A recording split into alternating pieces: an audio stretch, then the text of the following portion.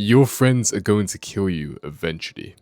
Not with a knife, not with a gun, not with any kind of weapon, but with distraction, with comfort, with normalization. And the worst thing about it is that you won't even see it coming. Your friends probably aren't bad people, they're just average.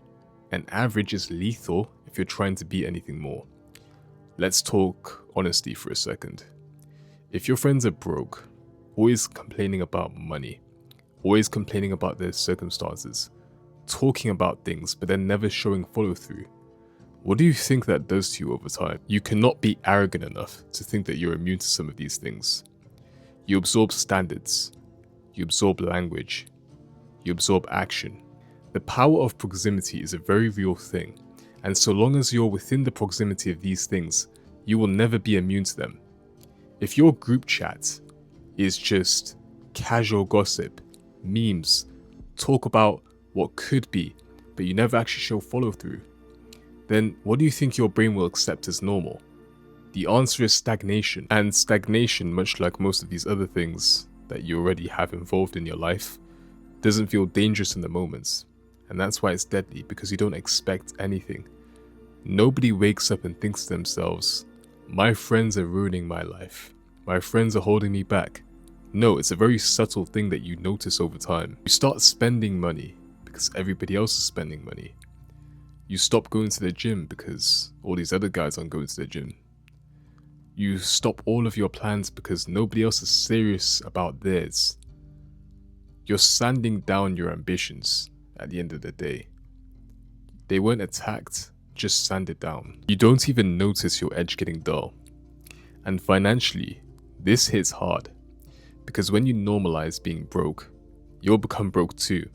You joke about being broke, you bond over being broke, and when somebody ambitious comes along, you label it as doing too much. And when somebody finally levels up in the friend group, what happens? The energy shifts. Bro, you've changed. You stop hanging around us. You think you're better than us now? And there's somebody who's seen this firsthand. It's none of those things, it's just that they've stopped accepting average as a personality trait. This is where self-analysis comes in, because you have to start asking yourself uncomfortable questions. When I have conversations with my friends, do I feel refreshed or do I feel drained? Do I feel like I've built something? Do I feel like our conversations build anything? Or are they just a waste of time? And of course, you won't be talking about things like leveling up all the time. No, you want to have a laugh with your friends. I'm understanding of that. But it does get to a point where you need to ask, does my friend challenge me at all? Or are we just maintaining? Because if it is the latter, then you may need to reconsider a few things. You won't necessarily need to abandon them, but reconsider their position in your life. And this requires a great deal of honesty. Honesty that not a lot of people have. If your friends downplay you trying to talk about leveling up, that's influence. If they downplay you saying that you wanted to invest in something, that's influence. If they laugh off you trying to, of course, avoid distractions and pressure you back into them, that's influence. And don't get arrogant and say, I'm built different, I don't get influenced. You do. Everyone does. Nobody's an exception to this rule. If you constantly hear things like, it's not that deep, you only live once, don't stress, don't worry man, you'll eventually internalize all of those things. And that's how standards drop. It's really dramatic. It's environmental. And it's not just money, it's mindset too. If your circle avoids responsibility, you'll start avoiding it too. If your circle blames the system, money, women, politics, you'll adopt the same lens. I always used to think, why did this happen to me? Why does this happen to me? Why do I think this way? The more I spoke about something in a negative way, the more I was reinforcing in my mind that it was true. So that became my reality. And hanging around people who agreed with those points reinforced that even further. So now you're not just stuck financially, you're stuck mentally. You've become allergic to ownership. And this is what I mean when I say your friends can kill you. Your discipline, your vision, your long-term goal, all of that can go out of the window, whilst they still think that they're supporting you. And it's dangerous because comfort can feel like support, but comfort without growth is decay. Now, let me just balance this for a second because I feel like people are going to jump the gun here. I'm not saying abandon everybody that you're close to. I'm not saying that at all. I'm saying that you need to become aware because awareness changes everything. You don't need to cut people off aggressively, but you do need to audit your environment. If nobody pushes you intellectually, that's a warning. If you're the most disciplined person in your group, that's a warning. If each and every single time you feel like you're the most ambitious person or you stand out because of your ambition instead of blend in, that's also a warning. Because like I was speaking about earlier, and I was talking about the power of proximity, it compounds.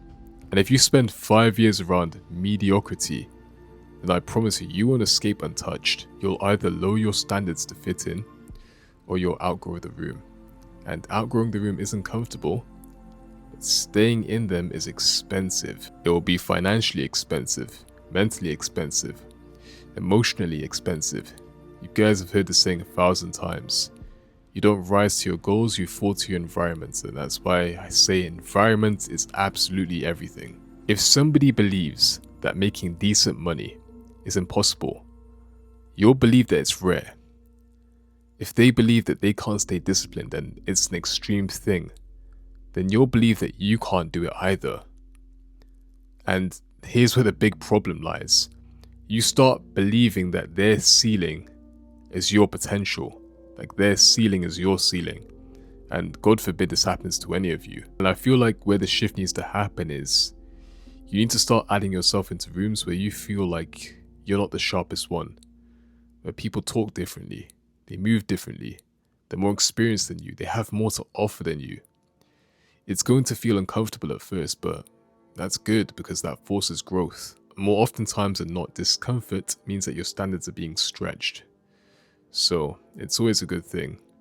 I just want to clarify again, you don't need to abandon your friends to succeed, but you do need to protect your path. Sometimes you do need to limit exposure in order to be aligned.